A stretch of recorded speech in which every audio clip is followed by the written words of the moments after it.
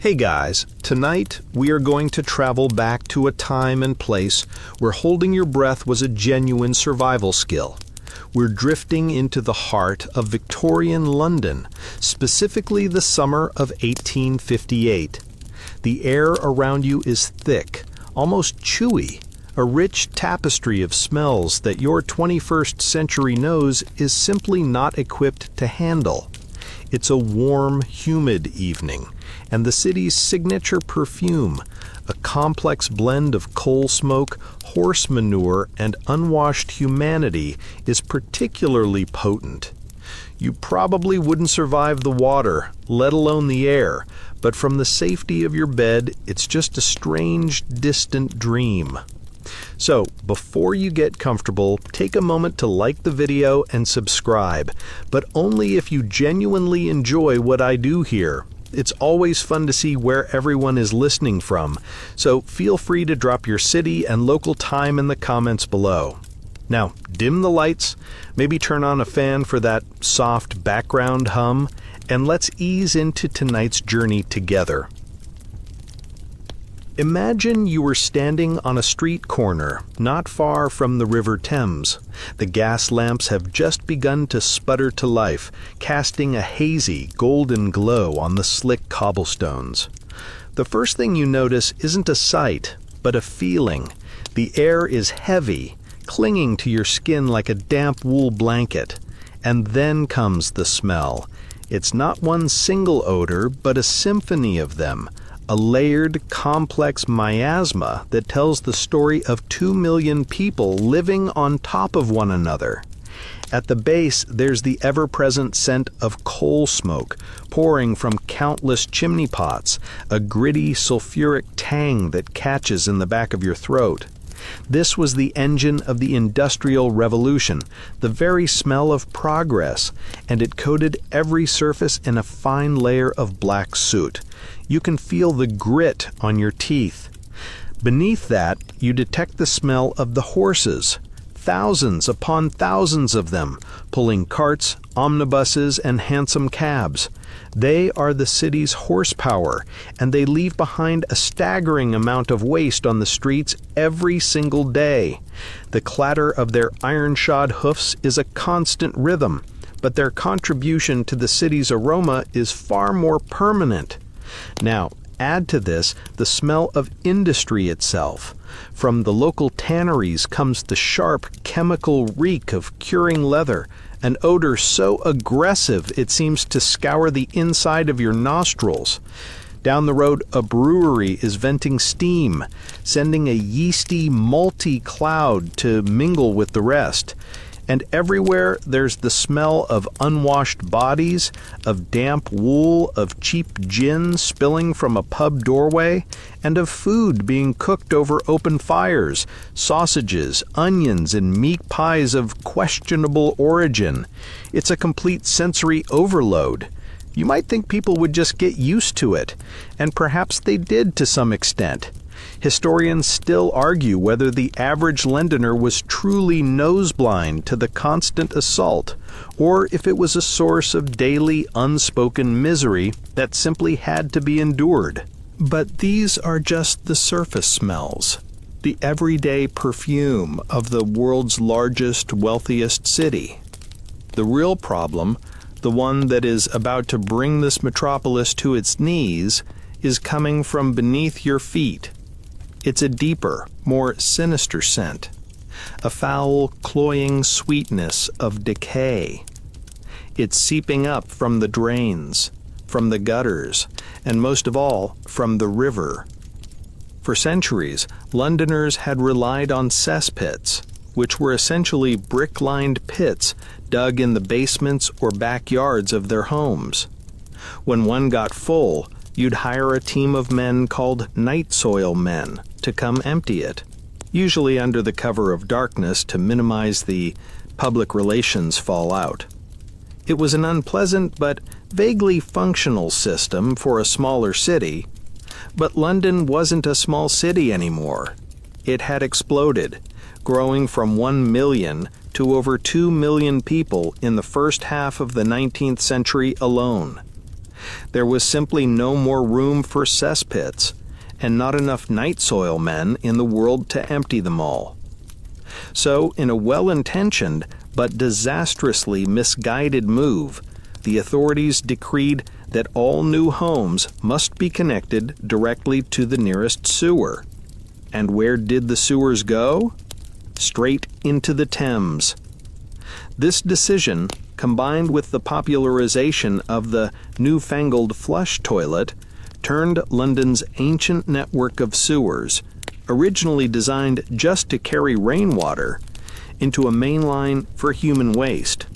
And the river, the majestic heart of the city, became a slow-moving open sewer. As you walk closer to the water's edge, that deeper smell intensifies. It's a sickening organic stench, the smell of a colossal digestive system failing in public. You can see the river, but it doesn't look like water.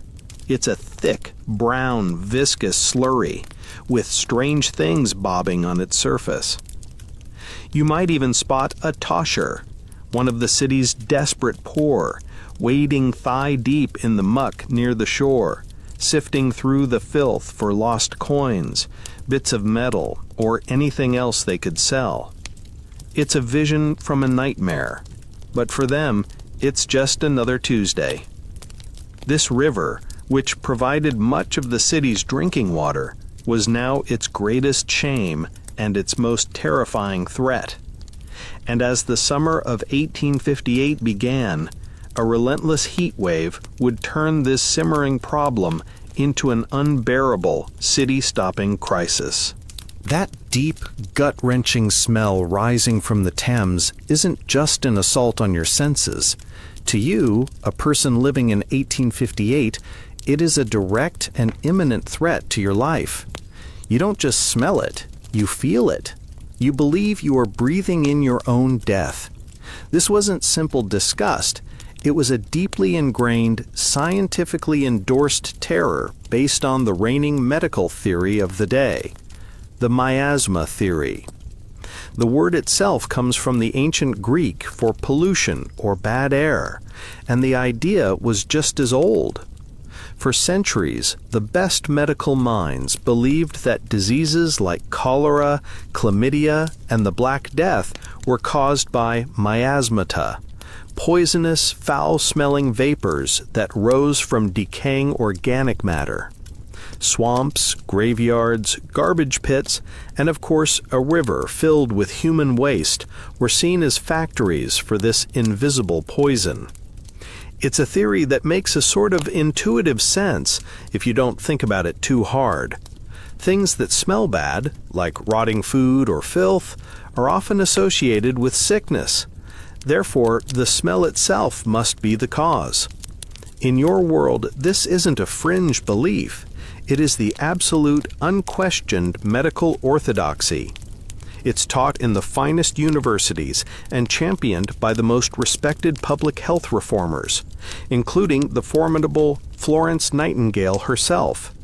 She famously wrote that disease was the reaction of a living body to effluvia from decomposing matter. In her mind, the key to a healthy hospital wasn't necessarily scrubbing the instruments, but ensuring a constant flow of fresh, non-smelly air. So as you stand there, breathing in the thick London air, every whiff of putrescence feels like a tiny, invisible dart of poison entering your lungs. This belief shapes your entire existence. You see a wealthy gentleman walking by, holding a perfumed handkerchief to his face. It's not just an act of snobbery, it's a desperate attempt at self-preservation. In his pocket, he might carry a pomander, a small metal ball filled with aromatic spices like ambergris or musk, a personal air freshener against the deadly city air. It's the 19th century equivalent of wearing a garlic necklace to ward off vampires, only this was considered cutting-edge science. In your home, your family likely burns lavender or rosemary, or perhaps even vinegar, to purify the air inside, a constant fragrant battle against the encroaching stench from the street. Windows are kept shut tight, especially at night, for fear that the nocturnal miasmas, considered the most potent, might creep in while you sleep. The irony, of course, is that sealing up your home just concentrates the germs that are actually making you sick. Historians still debate the extent to which the miasma theory was a net negative. On one hand, it focused all medical attention on the wrong culprit, smell instead of germs, delaying the acceptance of the truth for decades. On the other hand, a war on bad smells often inadvertently led to a war on the filth that created them. Cleaning up a smelly garbage heap might not disperse a poison cloud, but it does get rid of the rats and flies that carry disease.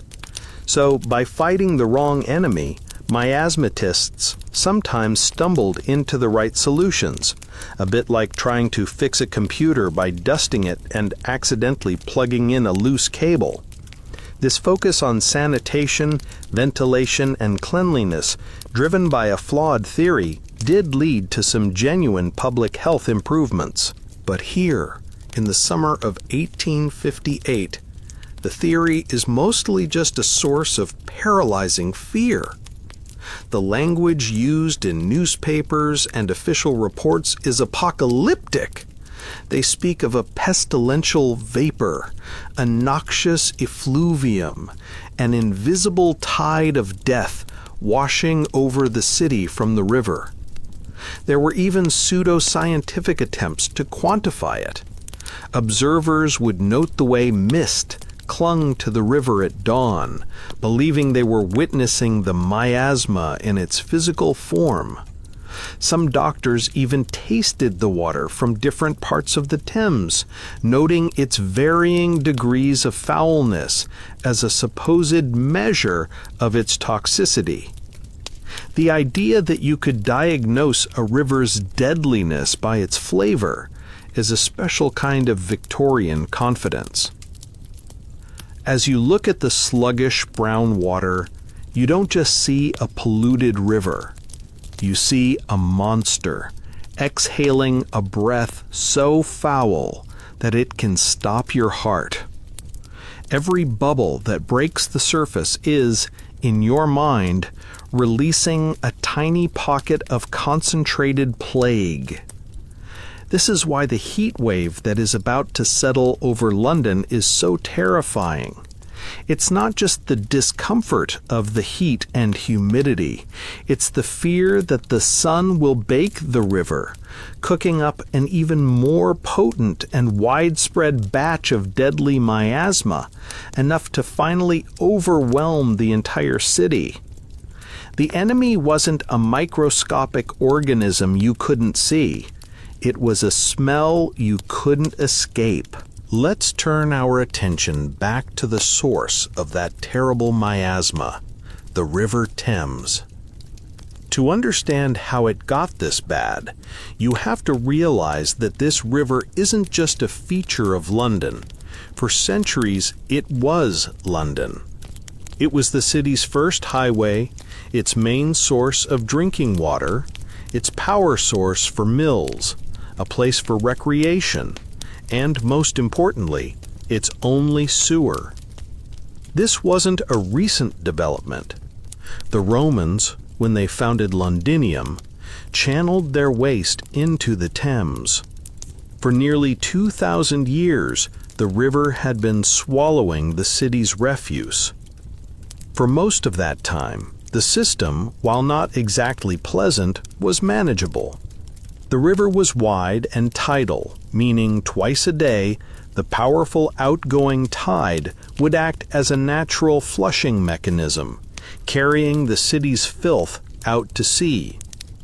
London was smaller, and its waste was mostly organic. The Thames could handle it. It had a natural resilience. But then came the 19th century, your world. London explodes. The population doubles, then triples. The Industrial Revolution lines the river's banks with factories, tanneries, slaughterhouses, and gasworks, each one using the river as its personal dumping ground. Suddenly, the waste isn't just organic, it's a toxic chemical cocktail. Arsenic from leather tanning, ammonia from gas production, lead from paint factories. All of it pours directly into the water, unstrained and unregulated. The river's ecosystem begins to collapse. The famous Thames salmon, once so plentiful that apprentices in the 17th century supposedly complained about being fed it too often, completely disappear by the 1830s. The river is dying. And then comes the decisive blow we touched on earlier, the push to abolish cesspools. A key public health reformer, Edwin Chadwick, a man utterly convinced by the miasma theory, saw the overflowing, stinking cesspits as the primary source of London's deadly air. In his influential 1842 report, The Sanitary Condition of the Labouring Population, he argued passionately that all smell is disease. His solution was simple, and, he thought, elegant. Use the city's existing network of sewers to carry all waste directly into the river where the tides would wash it away. He championed the new marvelous invention of the water closet, the flush toilet, as a key part of this hygienic revolution. No more foul-smelling pits in your basement, just pull a chain and water whisks the problem away. It's a classic case of a solution creating a much, much bigger problem. The old sewers of London were not designed for this. They were mostly small, brick-lined tunnels intended to carry rainwater off the streets. Now they were being flooded with a thick, semi-solid sludge they couldn't handle. They choked, they backed up, and foul-smelling gases were forced back up into people's homes, which, for a miasmatist like Chadwick, was the ultimate nightmare. But the bigger disaster was what happened when the waste finally did reach the river. The sheer volume was overwhelming. The old tidal flush was no match for the relentless flow from a city of over 2 million people, each using their brand new flush toilets. The river stopped being a river and became a holding tank. You are walking along the bank now, near one of the sewer outlets. The largest of these, like the Fleet Ditch, were once actual rivers themselves, but they had become so polluted that they were eventually covered over and turned into subterranean sewers. Here, at its mouth, you can see a thick black torrent gushing into the already brown Thames. The smell is concentrated, almost physical. Historians still argue whether the Thames was technically dead at this point, but for all practical purposes, it was an anaerobic body of water. There was so much organic waste that bacteria consumed all the available oxygen in the water, leading to a process of putrefaction that released hydrogen sulfide, the gas that gives rotten eggs their distinctive sickening smell. This is the source of the Great Stink's unique foulness. Making matters worse is the river's tidal nature, the very feature that was supposed to save it. The waste didn't just flow out to sea. The incoming tide from the estuary would push the sewage back upstream, past the Houses of Parliament, through the heart of the city. Then the ebb tide would pull it back down. The filth didn't leave, it just sloshed back and forth in the middle of London, a grotesque, twice-daily soup opera of human waste. It was famously said that a piece of sewage dropped at London Bridge would oscillate up and down the river for weeks before finally making its way out to sea.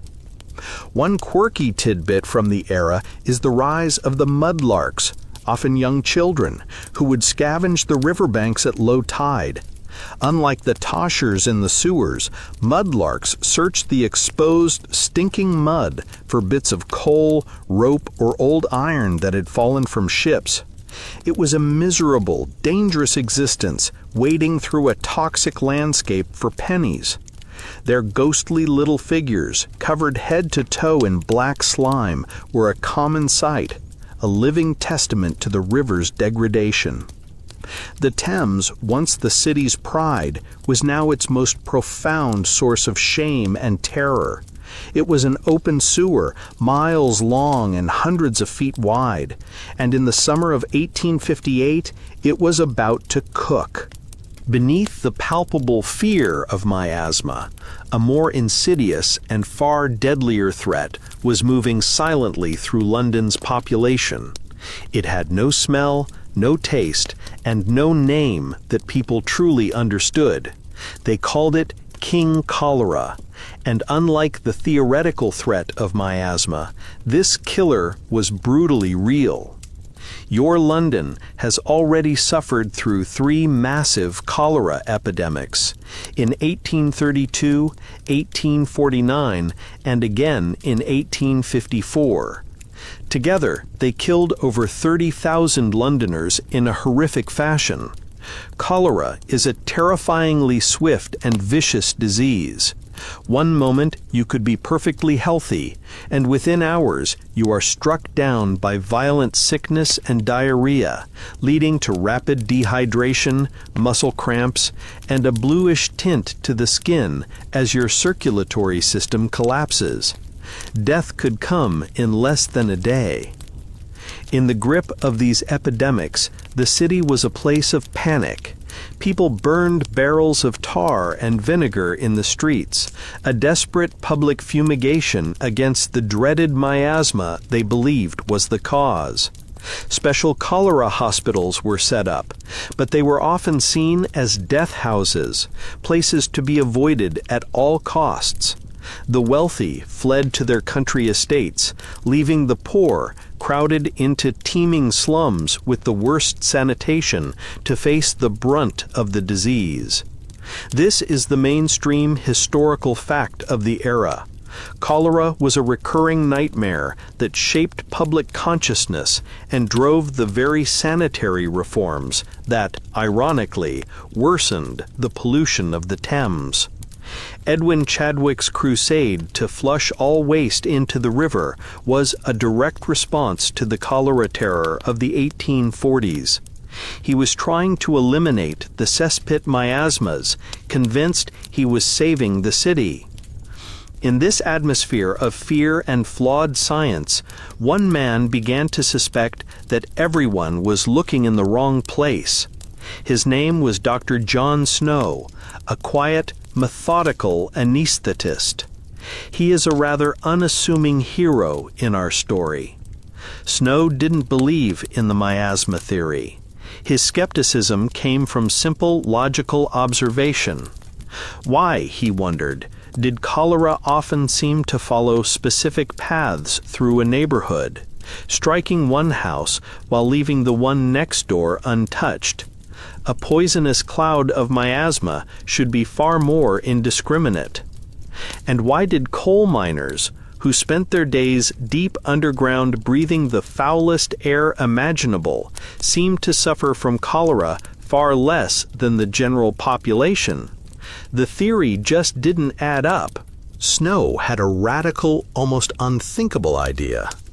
Perhaps cholera wasn't a gas you breathed in, but something you swallowed.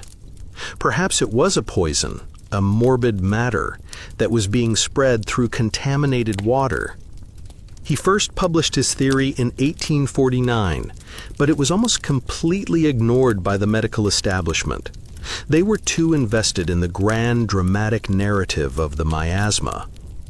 The idea of a tiny invisible poison in a glass of clear-looking water seemed small and, frankly, a bit silly by comparison. It was during the 1854 epidemic that Snow found his chance to prove it.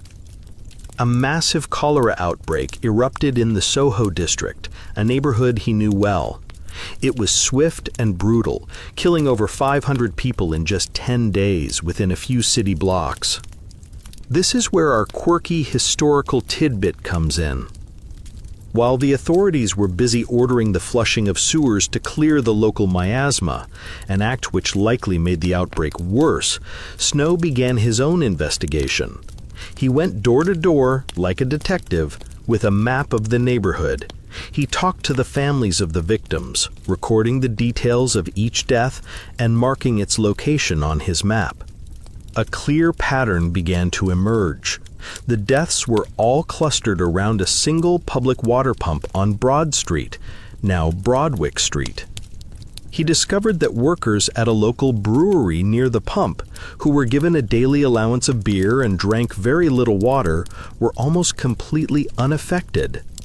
He found a widow who had moved out of the neighborhood but had water from the Broad Street pump sent to her by cart every day because she liked the taste. She and her niece both died of cholera. Prisoners in the local workhouse, which had its own well and didn't use the Broad Street pump, were also spared. The evidence was overwhelming. Armed with his now famous dot map, which visually demonstrated the cluster of deaths around the pump, Snow went to the local Board of Guardians. Historians still debate the exact nature of this meeting. Some accounts portray it as a dramatic showdown, with Snow passionately convincing a skeptical committee. Others suggest a more mundane bureaucratic process. Either way, he managed to persuade them to take the handle off the pump. The story often ends there, with the outbreak magically stopping. The reality is that the outbreak was already waning by the time the handle was removed. But Snow's investigation continued. He later discovered that the well for the Broad Street pump had been contaminated by a leaky cesspit just a few feet away, where the diapers of a baby who had died of cholera a few days before the outbreak began had been thrown. It was the smoking gun. He had found the invisible killer. Yet, despite this masterpiece of epidemiology, the medical establishment remained unconvinced. The Board of Health officially declared that Snow's theory was untenable and that the outbreak was still caused by miasma from a faulty sewer. His meticulous work was dismissed for years. As you stand in the London of 1858, John Snow is still a fringe figure, a respected anesthetist, but a crank on the subject of cholera. His germ theory of disease is a whisper, drowned out by the roar of the miasma theory. The city is terrified of the smelly air, all while continuing to drink the water that is actually killing them. As the calendar turns to June of 1858, your London starts to swelter. A heat wave descends upon the city, a period of unusually hot, dry weather. In a world without air conditioning, this is already a miserable experience. The stone and brick of the city absorb the sun's heat, radiating it back through the night. People feel lethargic, irritable. But this year, the heat is doing something else. It is acting as a giant oven, baking the thick, sewage-laden sludge of the River Thames under the relentless sun. The process of decomposition accelerates dramatically. The bacteria in the river, feasting on the endless supply of organic waste, go into overdrive, releasing colossal volumes of foul-smelling gases, primarily hydrogen sulfide and methane. The great stink begins. The smell is no longer just an unpleasant background note to city life. It becomes an overwhelming physical presence. It's a living entity that crawls through the streets, seeps under doorways, and invades every home, from the poorest slum tenement to the grandest Belgravia mansion. It is described by writers of the time in visceral, almost biblical terms.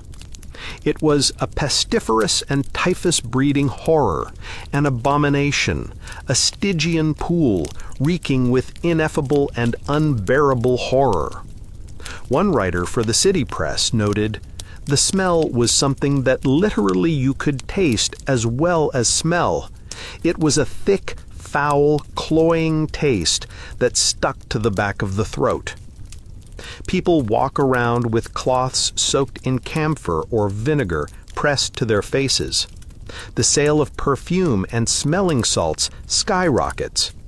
It's a city under siege by an invisible, suffocating fog.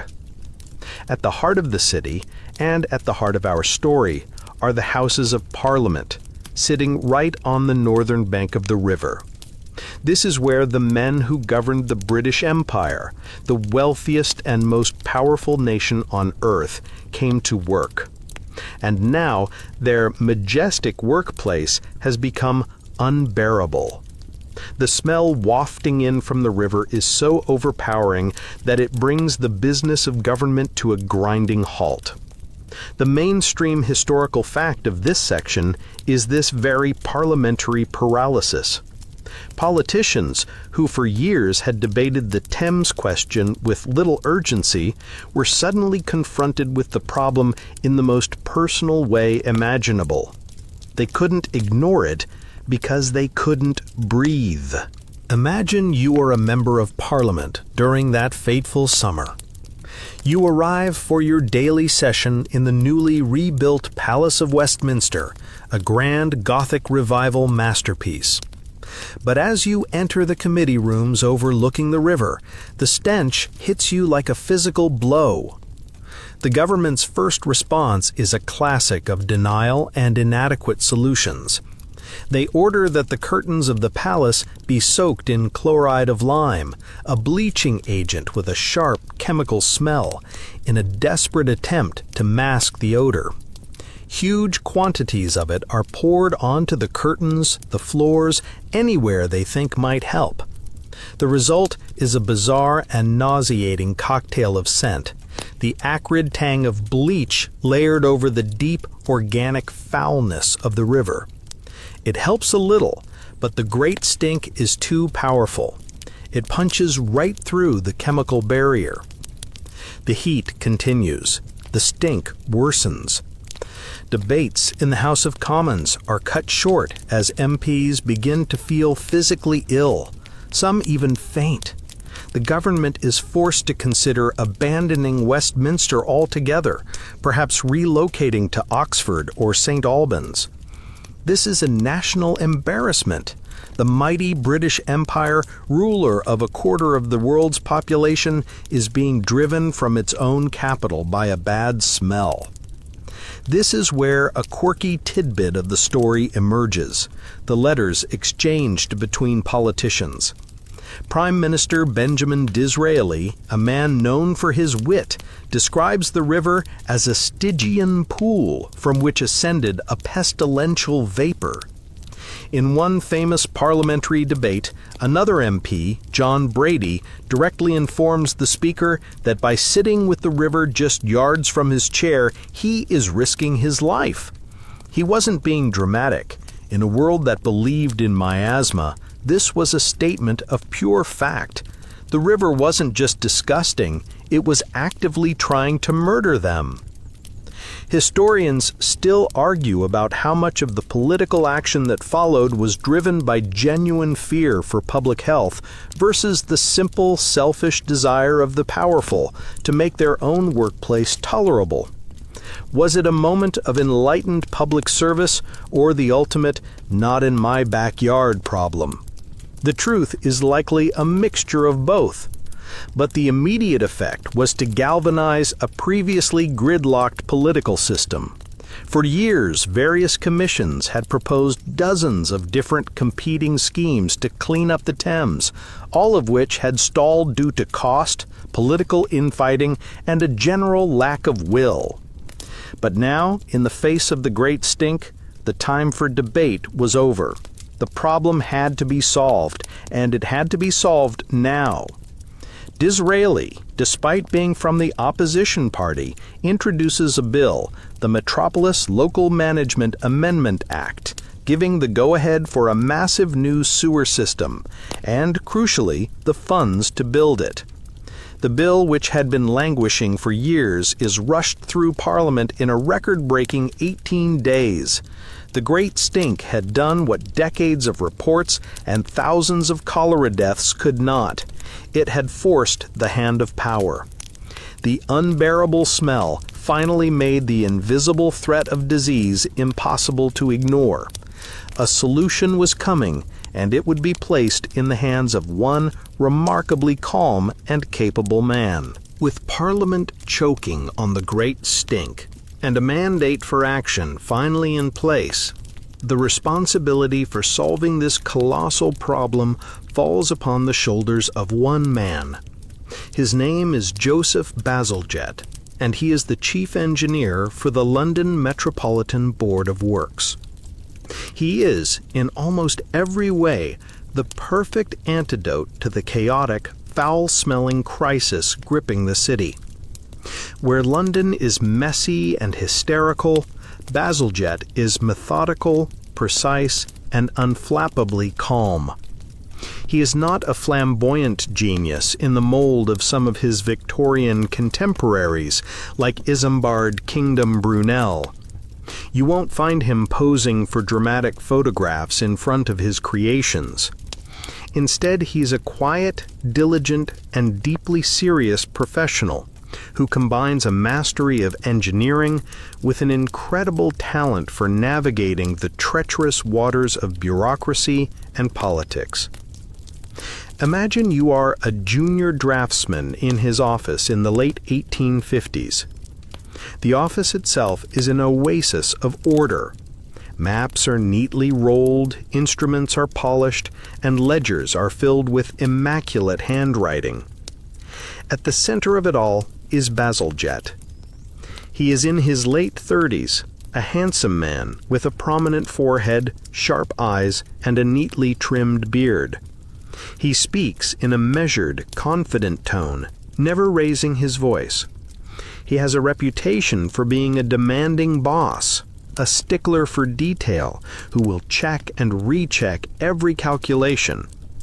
This meticulousness is one of his defining traits.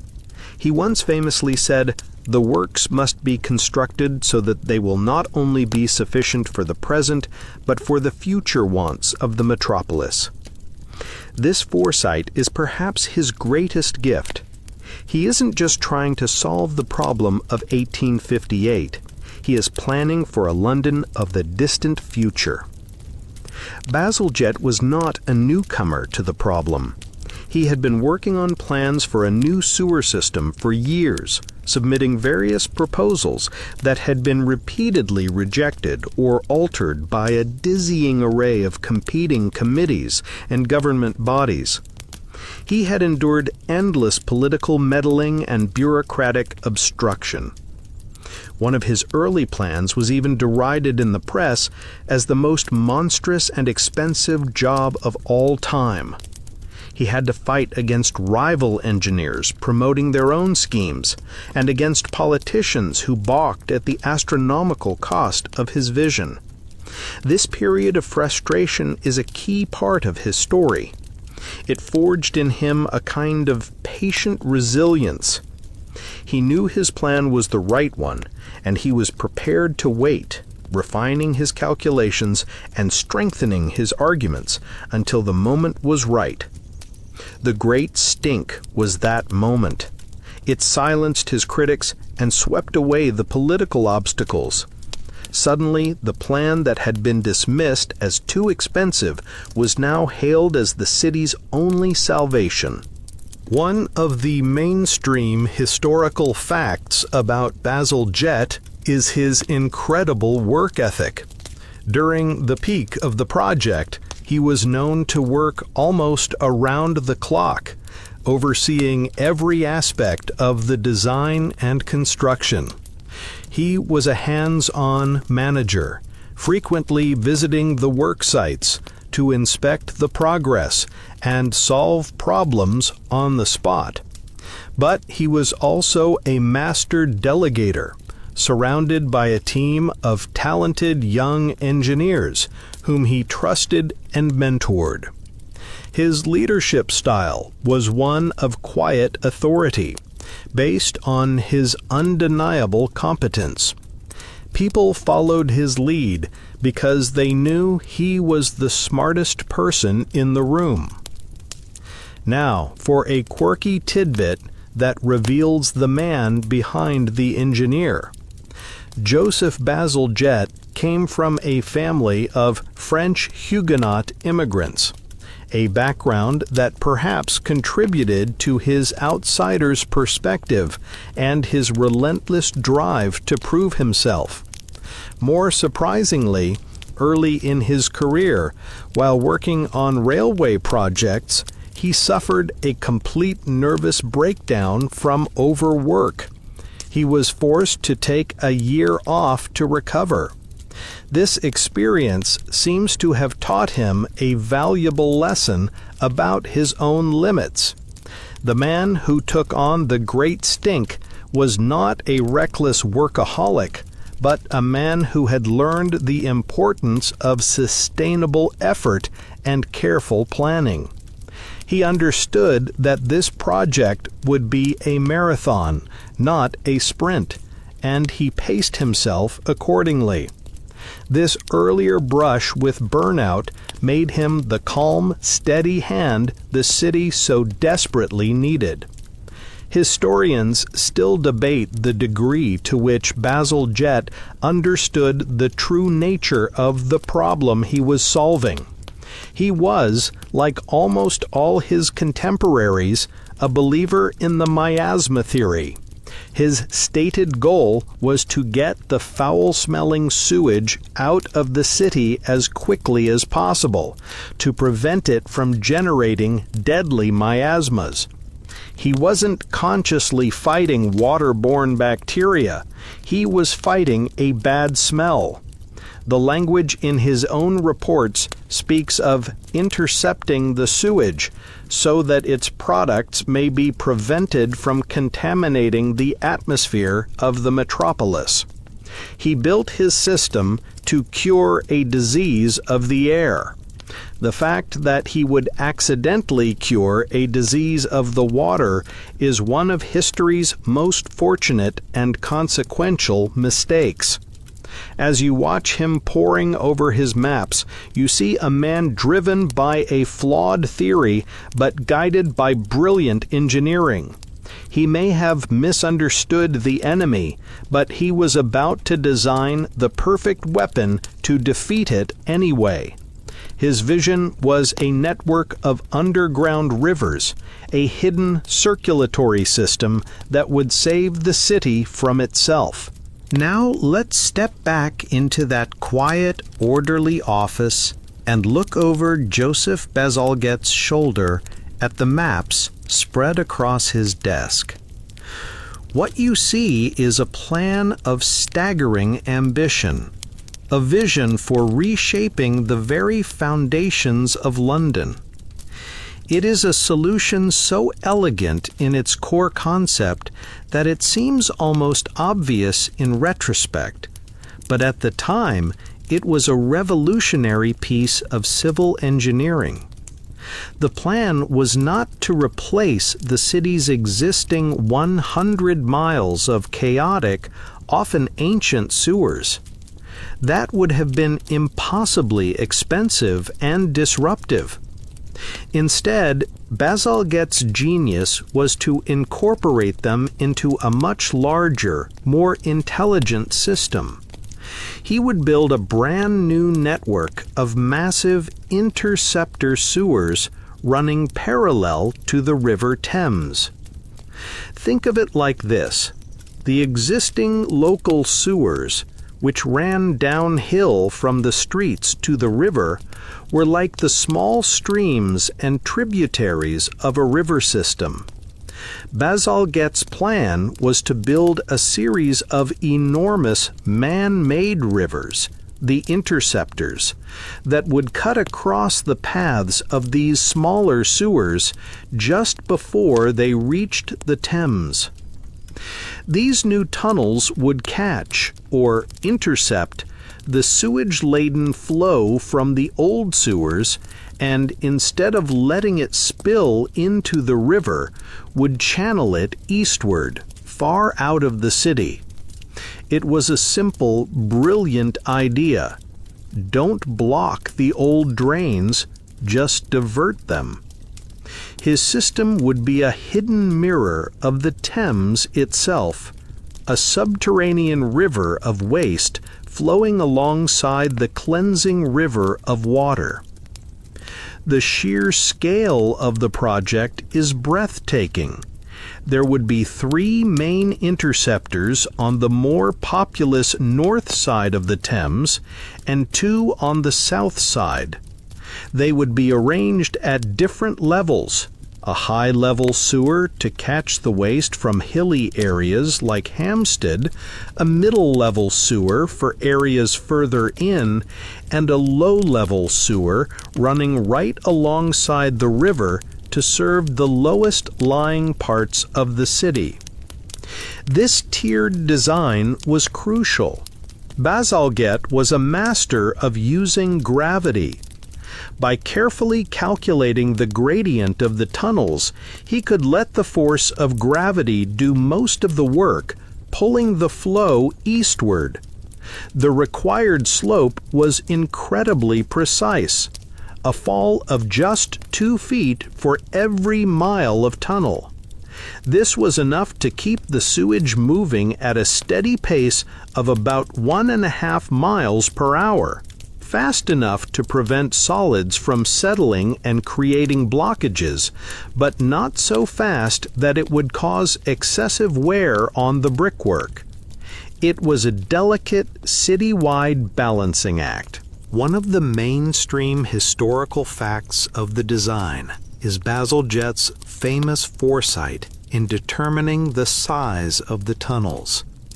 He began by calculating the pipe diameter needed to serve the current population of London. Then, in a moment of inspired genius, he took that calculation and said, "Well, we're only going to do this once, so let's double it." He instructed his draftsmen to double the diameter of all the pipes and tunnels in his plans. This single decision is the primary reason his system is still functioning over 160 years later. He didn't just plan for the London he knew, he planned for a future metropolis of double the size, a city he could barely imagine. It was an act of incredible optimism and engineering prudence that saved future generations billions of pounds and untold disruption. You can still see his beautifully rendered cross-section drawings, showing tunnels so large that you could drive a horse and cart through them. Now for a quirky and quite brilliant design tidbit: the shape of the sewers themselves. Bazalgette didn't make his tunnels circular. He designed them to be egg-shaped, with the narrower end at the bottom. This was an incredibly clever piece of hydraulic engineering. During periods of low flow, such as in the middle of the night, the narrower base would concentrate the small amount of liquid, keeping the current swift enough to wash away sediment and prevent blockages. During a heavy rainstorm, when the tunnels were full of both sewage and rainwater, the wider upper arch of the egg shape provided a much larger capacity. The egg shape made the sewers self-cleaning and adaptable to wildly fluctuating volumes. It was a simple, elegant solution that used physics to solve a practical problem. Historians still debate the environmental ethics of the plan's final stage. Bazalgette's brilliant system didn't magically make the sewage disappear, it just moved the problem somewhere else. The ultimate goal was to collect all of London's waste and dump it, untreated, into the Thames estuary at 2 outfalls, Beckton on the north bank and Crossness on the south. This was far enough downstream that the outgoing tide, he calculated, would carry the raw sewage out into the North Sea where it would disperse harmlessly. At the time, this was seen as a perfectly acceptable and logical solution. The concept of sewage treatment barely existed, and the prevailing view was out of sight, out of mind. From a 21st century perspective, it looks like a colossal act of environmental pollution. But in the context of 1858, it was a life-saving miracle. He was replacing a system that poisoned the city's heart with one that simply shifted the waste to a less populated area. It was a trade-off that everyone at the time was more than willing to make. As you look at the grand, sweeping lines on the map, you realize you're not just looking at a plan for sewers. You're looking at the blueprint for a modern, livable city. With Bazalgette's master plan approved and the funding secured, the city is about to witness an invasion, not of soldiers, but of workers. A vast, rugged army of men is needed to dig the 82 miles of massive interceptor sewers and the 1,100 miles of smaller street sewers that will connect to them. These men are the navvies. The word is a shortened form of navigator, a term originally given to the men who dug the navigation canals of the 18th century. By your time, the mid-19th century, they have become a legendary tribe of nomadic laborers, the shock troops of the Industrial Revolution. They are the ones who built the railways, the bridges, and the tunnels that transformed Britain. And now they are coming to London. Imagine you are standing on a street in a residential neighborhood. One morning, a small army of these men arrives. They are easy to spot. They are large, muscular men dressed in heavy-duty corduroy trousers, thick flannel shirts, and sturdy leather boots. They often wore brightly colored neckerchiefs, a point of pride and a way to identify themselves. Their faces are weathered from outdoor work, and their hands are like shovels themselves, calloused and powerful. They are a world apart from the pale, stooped city clerks and shopkeepers you are used to seeing. They carry with them an aura of raw physical power and a reputation for hard work, hard drinking, and hard fighting. The arrival of a navvy crew in a neighborhood was often a mixed blessing, bringing jobs and money, but also a fair bit of rowdiness to the local pubs. Their work is brutal, relentless, and almost entirely manual. You watch as they begin to excavate a massive trench down the middle of a major street. There are no steam shovels or hydraulic excavators. The primary tools are the pickaxe, the shovel, and the wheelbarrow. It is a symphony of raw human effort. One group of men, the gangers, stands at the bottom of the trench, swinging their pickaxes to break up the dense London clay. Behind them, another group shovels the loose earth into wheelbarrows. Then comes the most grueling job of all, pushing the fully laden wheelbarrows up long, steep wooden planks to the surface, where the spoil, the excavated earth, is carted away by horses. A single navvy was expected to shift about 20 tons of earth in a 10-hour workday. It was a staggering physical output that few men today could sustain. This is the mainstream historical fact of the navvies, their incredible productivity and the immense physical toll of their labor. They were paid relatively well for the time, which is what drew men from all over Britain and Ireland to the work, but the job was incredibly dangerous. Tunnel collapses, or blows, were a constant threat. Explosives were often used to clear harder ground, and accidents were common. The damp underground conditions led to diseases like rheumatism and bronchitis. The average life expectancy for a career navvy was notoriously short, often not much beyond 40 years. They were, in a very real sense, building the modern world with their bodies and shortening their own lives in the process. Now for a quirky tidbit about their culture. The navvies developed their own distinct slang and a powerful sense of group identity. They often lived in temporary camps or crowded lodging houses, forming tight-knit communities. One of their most interesting innovations was the buddy gang system. This was a form of subcontracting where a small group of navvies would band together under a leader and agree to dig a certain length of tunnel for a fixed price. It was a cooperative, entrepreneurial system that rewarded hard work and efficiency. The faster and better they worked, the more money each man in the gang made. This system fostered a fierce sense of teamwork and pride in their craft. They weren't just anonymous laborers, they were skilled professionals who understood geology, timbering, and the subtle arts of excavation in a way no university-trained engineer ever could. Historians still debate the social standing of the navvies.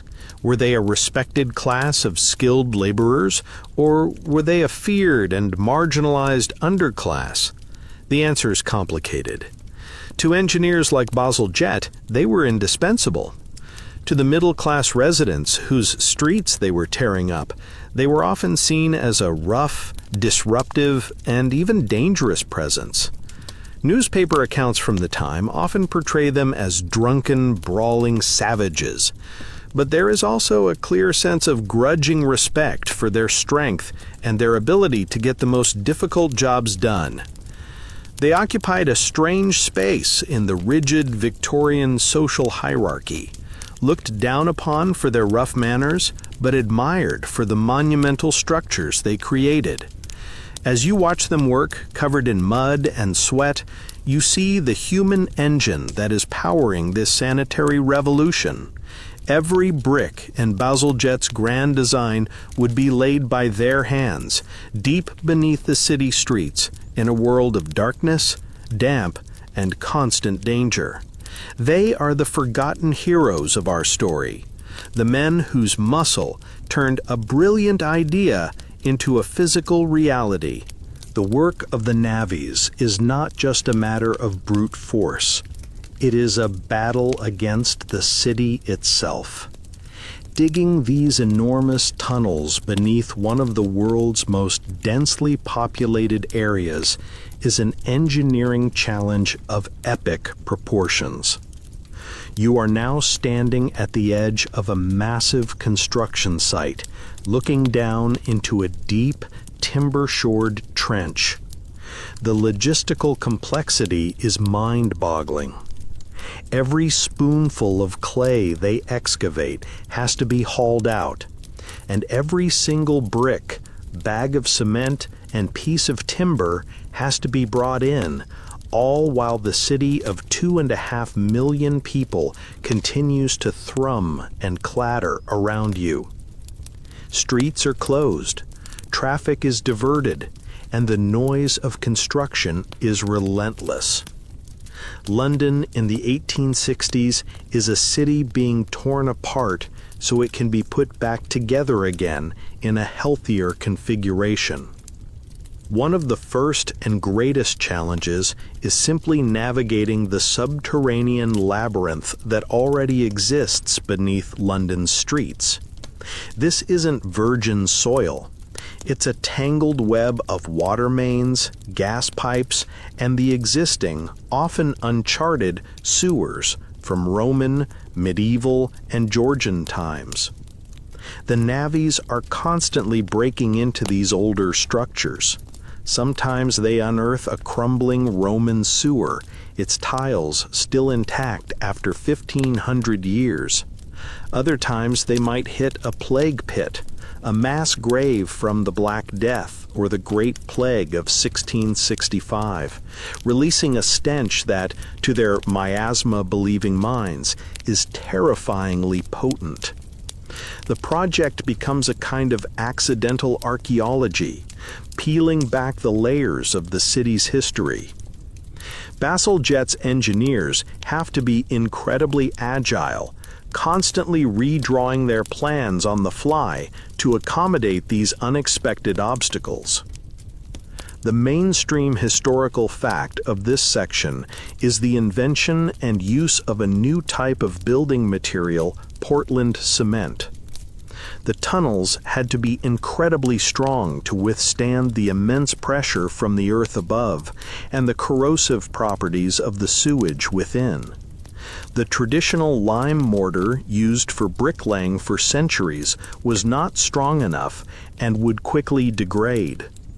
A new, much more durable hydraulic cement had been invented a few decades earlier by a man named Joseph Aspdin, who named it Portland cement because its color resembled the high-quality building stone quarried on the Isle of Portland. Bazalgette was one of the first engineers to use this new material on a massive scale. He set up a rigorous quality control system, with inspectors testing the tensile strength of every single batch of cement before it was used. This insistence on using the best, most advanced materials is another reason his system has lasted so long. The 318 million bricks used in the project are all held together by this super strong, water-resistant mortar.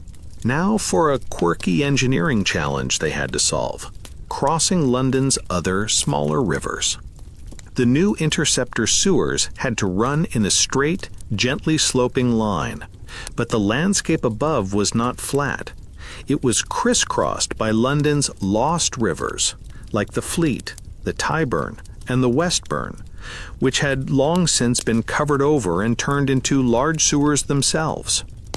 When the path of a new interceptor sewer intersected with one of these old river sewers, Bazalgette's engineers couldn't simply join them together, as this would disrupt the carefully calculated gravitational flow. So they designed and built some of the most ingenious and hidden structures in the city: sewer aqueducts.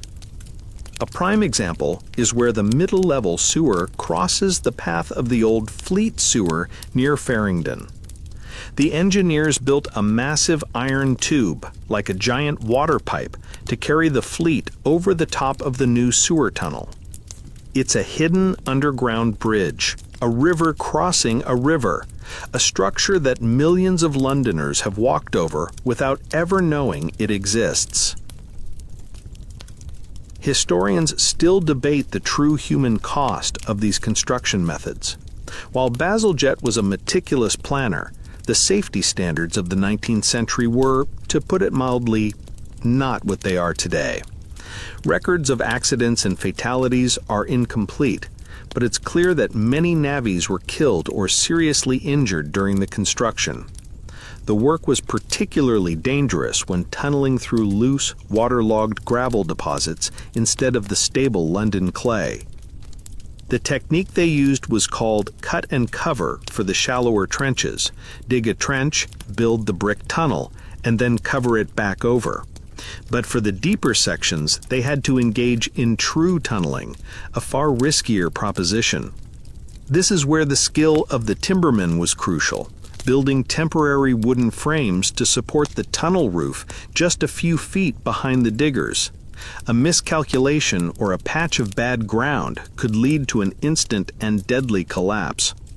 Bazalgette himself was not callous, but he operated within a system that viewed a certain level of worker death as an unavoidable price of progress. As you watch the endless lines of men sweating and straining in the flickering gaslight of the tunnels, you're seeing a raw, unfiltered vision of the Victorian age, an era of brilliant innovation and incredible ambition, built upon a foundation of cheap labor and expendable lives. The system Bazalgette is designing relies almost entirely on gravity, that silent, invisible force pulling London's waste gently eastward. But gravity has its limits. For the large areas of London that lie at or even below the high tide mark, places like Pimlico, Southwark, and Bermondsey, there is simply no natural downward slope towards the outfalls. The low-level sewers, which serve these areas, have to collect the waste and then, somehow, lifted up into the main outfall sewers. This presents a major engineering problem. How do you lift a river of sewage, millions of gallons a day, 30 or 40 feet into the air? The solution is a testament to the raw power of the Victorian steam age, and, unexpectedly, to its surprising sense of beauty. Bazalgette's answer is to build 4 massive pumping stations at key points in the system, 2 on the south side of the Thames at Deptford and Crossness, and 2 on the north at Abbey Mills and Chelsea Embankment. These are not mere functional, utilitarian buildings. They are cathedrals of sewage. You are now standing inside the Crossness pumping station, which has been partially restored today and is open to the public. The experience is jaw-dropping. You are in a vast octagonal hall that feels more like a cathedral's nave than a piece of industrial infrastructure. The ceiling soars high above you, supported by ornate cast-iron columns with intricate floral capitals. The ironwork is painted in rich reds, greens, and blues with delicate gold leaf highlights. The railings are of polished brass, and the brickwork is a stunning display of multicolored patterns, a style known as polychromy. It is, without a doubt, one of the most beautiful industrial buildings in the world. This is the mainstream historical fact of this section: the incredible, and to modern eyes, completely unnecessary architectural grandeur of these pumping stations. Bazalgette and his chief architect, Charles Driver, went to extraordinary lengths to make these buildings magnificent. Why? This wasn't just Victorian exuberance, it was a powerful statement. In an age that equated filth and squalor with moral decay, they were building palaces to celebrate the triumph of sanitation and civic pride. They were taking the city's most shameful secret, its waste, and housing the machinery to deal with it in a structure of breathtaking beauty. It was a way of dignifying a profoundly undignified subject, of saying, this work is so important, so vital to our civilization, that it deserves a temple. At the heart of this iron and brick cathedral are the engines themselves. This is where a quirky and frankly awesome tidbit comes in. Housed within the stunning ironwork are 4 of the largest rotative beam engines ever constructed. They are colossal machines, true giants of the steam age. Each engine has a 52-ton flywheel, 30 feet in diameter, and a massive overhead beam that rocks up and down like a seesaw. They were named after members of the royal family: Victoria, Prince Consort, Alexandra, and Albert Edward. The scale is almost impossible to comprehend. When these engines were running, the ground would have gently vibrated, and the rhythmic hiss and clank of the machinery would have filled this grand space.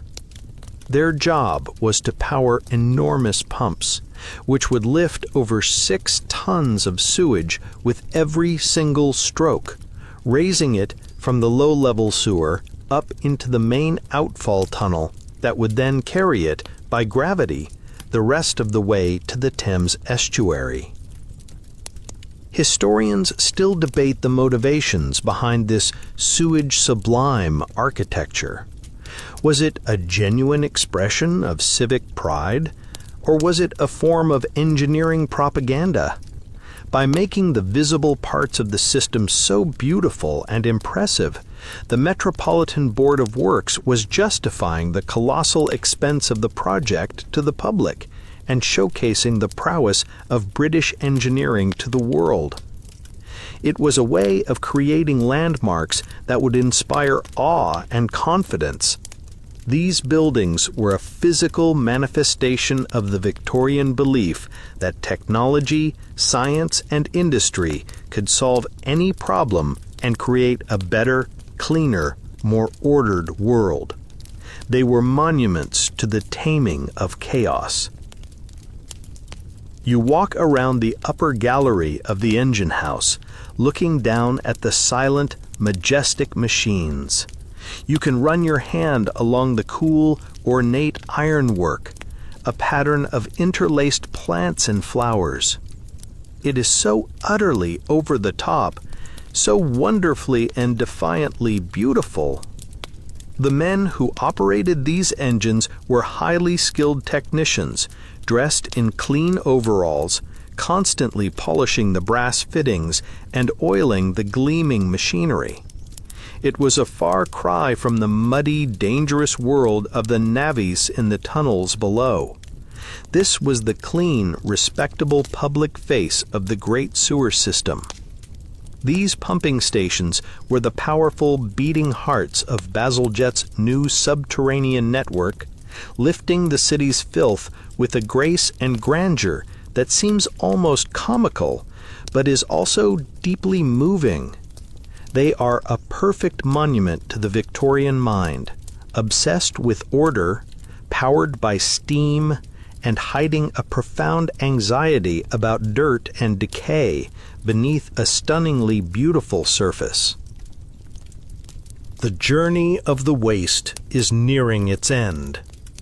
After being intercepted by Bazalgette's new tunnels, flowing miles across London by the gentle pull of gravity, and, for the lowest lying areas, being lifted by the magnificent steam-powered pumps, it all ends up here.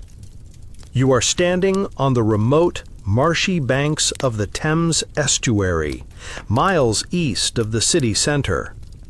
On the north bank is the outfall at Beckton, and on the south bank, where you are now, is the even larger outfall at Crossness, right next to the beautiful pumping station we just visited. This is the final destination, the point where London's collected sewage is to be returned to the river. But even this final stage of the process is a masterpiece of careful tidal engineering. Bazalgette couldn't just open a pipe and let the sewage pour into the river continuously. If he did that, the incoming tide would simply push the filth right back up the river towards London, recreating the very problem he was trying to solve, just a few miles downstream. His solution was to build enormous, cathedral-sized underground reservoirs at each of the two outfalls.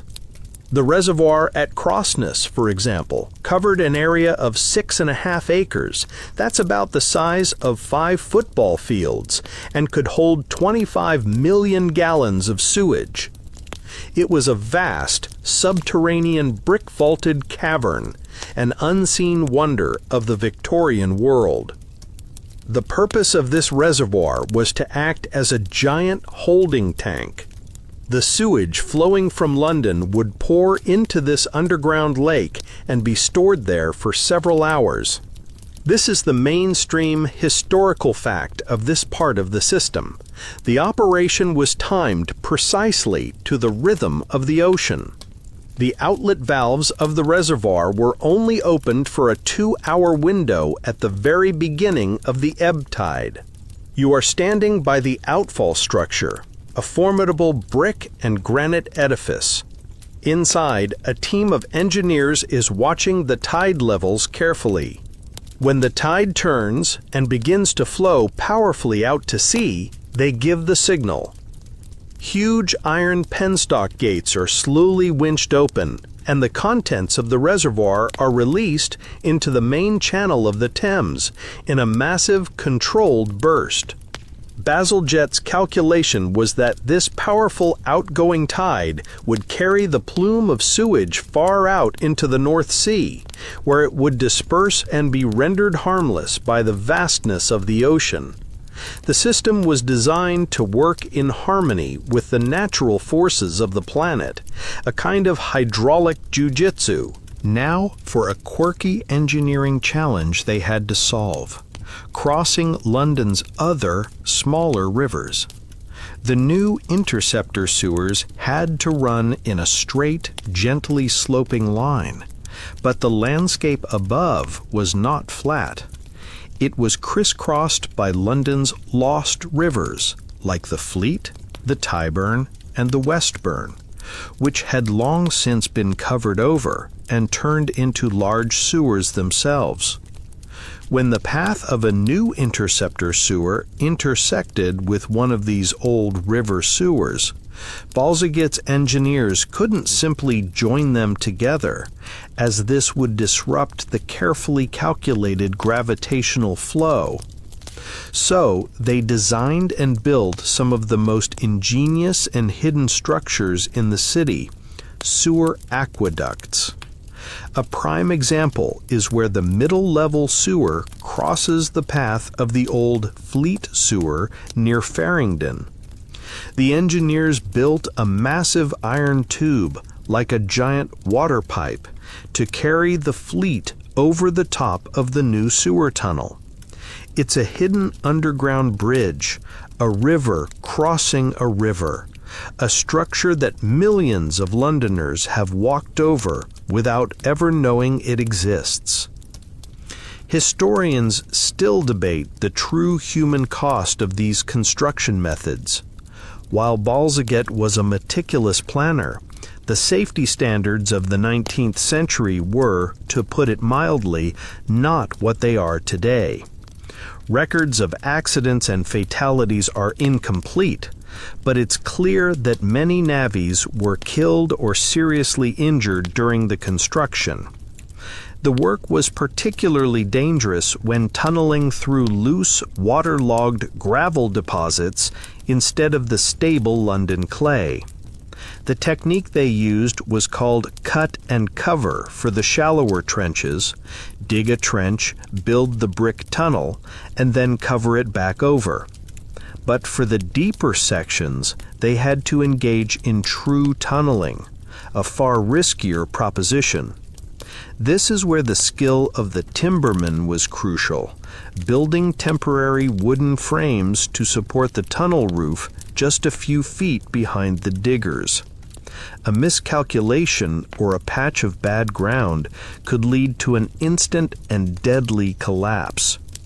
Balzaget himself was not callous, but he operated within the system that viewed a certain level of worker death as an unavoidable price of progress. As you watch the endless lines of men sweating and straining in the flickering gaslight of the tunnels, you're seeing a raw, unfiltered vision of the Victorian age, an era of brilliant innovation and incredible ambition, built upon a foundation of cheap labor and expendable lives. The transformation is not instantaneous, but it is remarkably swift. As the great interceptor sewers come online, section by section, throughout the 1860s, a profound change begins to occur in the heart of London. The foul lifeblood of the city is being diverted, rerouted into its new subterranean arteries, and the River Thames, for the first time in centuries, is allowed to heal. You are standing on the Victoria Embankment, one of the new public spaces we will discuss later, looking out over the water in the late 1860s. The change is visible, and it is smellable. The air no longer has that thick, cloying quality. The ever-present, throat-catching stench of raw sewage is gone. It is replaced by the cleaner, brackish smell of a tidal estuary, the scent of salt, wet mud, and river water. This is the most immediate and celebrated effect of Balzaget's system. The great stinks, which had plagued London during hot summers, simply ceased to happen. The river, which had been a source of national shame and terror, slowly begins to reclaim its former dignity. The water itself starts to look different. While it is still a muddy brown, a natural state for a tidal river carrying silt, it is no longer the viscous, bubbling slurry of the 1850s. The thick, greasy film of human and industrial waste disappears. You can see the current again, the swirl and eddy of the tides. And perhaps most miraculously, life begins to return. The public reaction is one of overwhelming relief and civic pride. The newspapers, which had once printed daily columns on the state of the Thames with morbid descriptions of its foulness, now celebrate the river's purification. Bazalgette, once a quietly competent but largely unknown public servant, is hailed as a national hero. He is the man who cleaned the Thames, the engineer who slew the great stinking dragon. When the full system is officially opened by the Prince of Wales in 1865 at a grand ceremony at Crossness Pumping Station, the speeches are filled with soaring rhetoric about the triumph of science, progress, and British ingenuity. It is a moment of profound national satisfaction. They had faced a problem that seemed insurmountable, one that threatened the very viability of their capital city, and they had conquered it with brick, iron, and steam. Now for a quirky and quite telling social consequence of the cleaner river. With the stench gone, the Thames becomes a place for recreation again. Boating for pleasure, which had been an activity reserved for the very brave or those with no sense of smell, becomes fashionable once more. Regattas and rowing races return to the urban stretches of the river. Perhaps most importantly, the new embankments built over the low-level sewer become fashionable promenades where Londoners of all classes can stroll and enjoy the waterfront. The river is no longer something to be avoided, a place you hurry past with a handkerchief held to your nose. It is becoming, once again, the beautiful centerpiece of the city. One historian noted that the cleaning of the Thames fundamentally changed London's relationship with its own river, turning it from an embarrassing backyard sewer into a grand public front parlor. Historians still debate the precise timeline of the river's recovery. While the most egregious pollution was stopped, the Thames was by no means pristine. It still received a huge amount of runoff from the streets, and industrial pollution from factories further upstream and downstream continued for many decades. The river would face new ecological crises in the 20th century, particularly from chemical pollutants. Some argue that the Victorian celebration of a purified Thames was premature, a self-congratulatory narrative that overlooked the continuing environmental damage. However, there is no denying the dramatic improvement in the immediate conditions. Compared to the anaerobic sewer of 1858, the Thames of 1870 was a different world. The simple fact that people could breathe the air near the river without gagging was a revolution in the quality of daily life for millions of Londoners. The most obvious and offensive symptoms of the city's sickness had been cured. As you gaze at the water, seeing a small fishing boat bobbing on the tide, you are witnessing a quiet miracle. The river is breathing again, and with it, the entire city seems to take a long, deep, and satisfying breath of fresh air. The age of the great stink is over. The city is breathing freely. The river is cleaner, and Joseph Bazalgette is celebrated as a hero for banishing the great stink.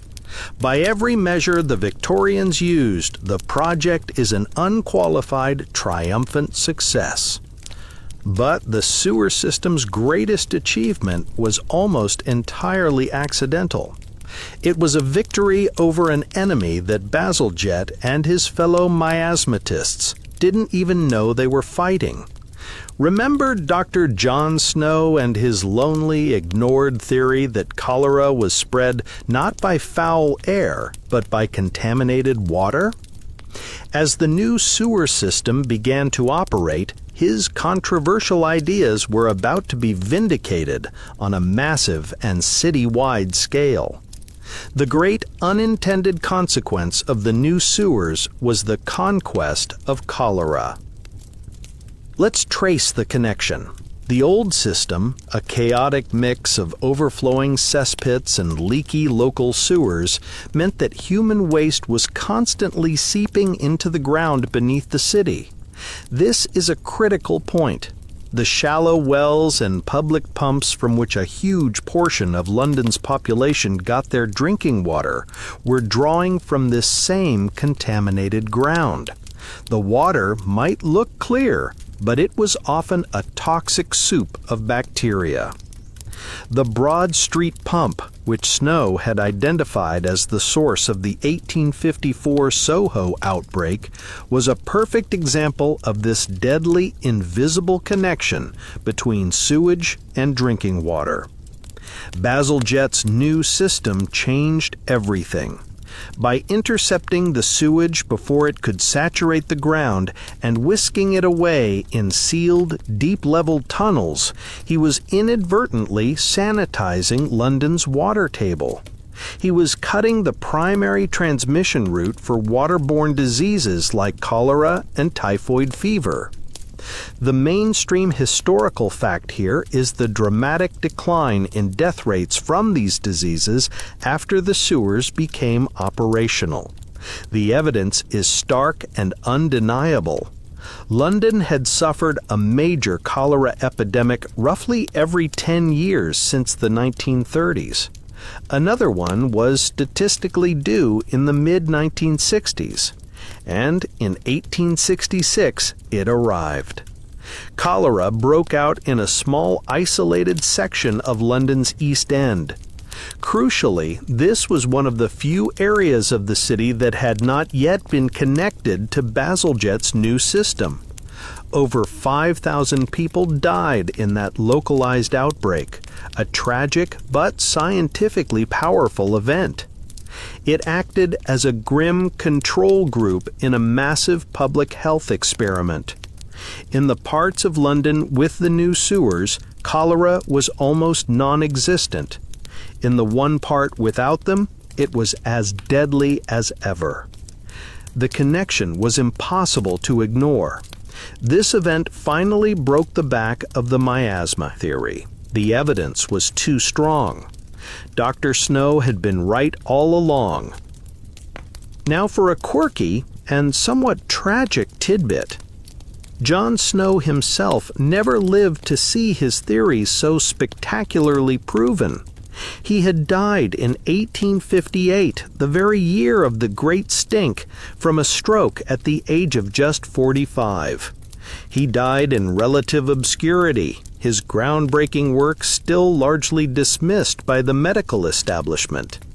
It was only after his death, when the data from the 1866 epidemic came in, that his ideas were finally and widely accepted. The official report into that epidemic, written by William Farr, who had been one of Snow's most powerful critics, finally admitted that the morbid matter of cholera was being spread through the water supply, just as Snow had argued. It was a posthumous victory, a quiet vindication for the unassuming doctor who had followed the evidence instead of the prevailing dogma. Historians still debate how to properly assign credit for this public health miracle. Was Bazalgette the true hero, even if he was acting on a flawed theory? Or should the credit go to John Snow, whose correct theory provided the intellectual framework for understanding why the sewers worked? It's a classic case of right actions for the wrong reasons. Bazalgette built the sewers to stop a bad smell from causing an airborne disease. In doing so, he accidentally stopped a waterborne bacterium he didn't know existed. It's a powerful lesson in the law of unintended consequences. Bazalgette's pragmatism and engineering brilliance had a far greater impact than he could have ever imagined. He set out to solve an aesthetic and olfactory problem, and ended up saving hundreds of thousands of lives from a disease he misunderstood. As you walk through a London neighborhood in the 1870s, you can feel the change in the atmosphere. It's more than just the absence of a bad smell. There is an absence of a certain kind of fear. The periodic terror of the cholera epidemics, which had haunted the city for a generation, has lifted. Parents no longer have to live in constant dread that their children might be struck down overnight by the Blue Death. This newfound security, this freedom from the recurring nightmare of epidemic disease, is the true hidden legacy of those millions of bricks laid in the darkness beneath the city. Bazalgette may have aimed at the wrong target, but his aim was so true and the weapon he built was so powerful that he hit the right one by mistake. Bazalgette's grand project was not confined to the darkness beneath the streets. His work would rise up to dramatically and permanently reshape the very face of London. As part of his plan for the low-level sewer on the north bank of the Thames, he had to build a massive tunnel running right alongside the river through the very heart of the city. The easiest way to do this was not to tunnel under the existing maze of riverside wharves and buildings, but to build the tunnel out in the riverbed itself, and then reclaim the land on top of it. This practical engineering decision gave birth to one of London's most iconic features, the Thames embankments. You are standing on a wide, sweeping promenade paved with granite and lined with ornamental trees and elegant cast-iron benches in the shape of sphinxes and camels, a nod to Britain's imperial reach. This is the Victoria Embankment, opened in 1870. To your right is the bustling traffic of the city. To your left, the now cleaner River Thames flows past. This entire magnificent public space, over a mile long, is essentially the roof of a sewer. Beneath your feet, deep inside the massive granite retaining wall, are 3 parallel tunnels. The largest, at the bottom, is the low-level interceptor sewer, carrying the waste from Pimlico and Westminster eastward. Above it, there's a smaller subway for utilities like gas and water pipes, and at the very top, cleverly integrated into the structure, is a tunnel for a brand new underground railway, the District Line. It was a masterpiece of multi-purpose urban planning. The creation of the embankments, the Victoria on the north bank, the Albert on the south, and the Chelsea further upstream, is the mainstream historical fact of this phase of the project. They were a massive undertaking in their own right, reclaiming over 37 acres of land from the muddy, foul-smelling river foreshore. This had several profound effects. Firstly, it narrowed and deepened the river. This increased the speed of the current, which helped to scour the riverbed and prevent the formation of the mud banks that had contributed to the stink. Secondly, it created a magnificent new boulevard for the city, a grand public space that relieved traffic congestion and provided Londoners with a beautiful place to walk, socialize, and enjoy their river. Grand hotels, government buildings, and public gardens soon sprang up along its length. But there's a quirky, almost forgotten consequence of this grand civic improvement. The creation of the embankments fundamentally altered the relationship between London and its river. For centuries, the city had met the Thames in a messy, chaotic jumble of private wharves, docks, stairs, and slum dwellings that went right down to the water's edge. It was a working, porous boundary. Bazalgette's solid granite walls changed that forever. They created a hard, clean, formal separation between the city and the river. This had the unfortunate effect of cutting off many of the traditional watermen and ferrymen from their livelihoods, as their old landing spots were simply erased. One of the most famous and poignant casualties was the Grand Water Gate of York House, a beautiful 17th century archway. It was originally built right on the riverbank so that nobles could step directly from their boats into their gardens. After the Victoria Embankment was built, the arch was left stranded, high and dry, 100 yards from the new river's edge, where it still stands today, a curious monument to a lost world. Historians still debate the social impact of the embankments. Were they a democratic public space for all, or an act of social engineering designed to sanitize and control the unruly riverfront? On one hand, they were genuinely popular and provided much-needed green space and fresh air for a crowded city. On the other hand, their construction involved the demolition of many poor riverside communities, displacing thousands of people. The project cleared away the messy, vibrant, and often squalid world of the mudlarks, the fishermen, and the dock workers, replacing it with a grand, orderly, and distinctly middle-class vision of what a riverfront should be. It was a classic Victorian improvement, cleaner, grander, more efficient, and with a subtle but definite element of social control. As you lean on the granite parapet, watching a steam-powered tugboat chug past, you are standing on a monument to Bazalgette's holistic vision. He didn't just see a sewage problem, he saw an opportunity to completely reimagine the city's relationship with its river. He took a project born of filth and fear and used it to create a space of beauty, order, and public recreation. The embankments are the most visible and beautiful legacy of the fight against the Great Stink. They are a permanent reminder that the solution to London's most disgusting problem is also the foundation for one of its most celebrated public spaces. The city's greatest shame was buried, and on its grave they built a park. The years pass. The Victorian age, with its boundless confidence and steam-powered ambitions, gives way to the anxieties of the 20th century. London grows, spreads, and modernizes in ways Joseph Bazalgette could have scarcely imagined.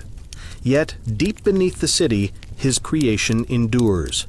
The great interceptor sewers, the cathedrals of sewage, the graceful egg-shaped tunnels, they continue their silent, vital work, day in and day out. You are now standing in the present day, looking at a modern map of London's infrastructure.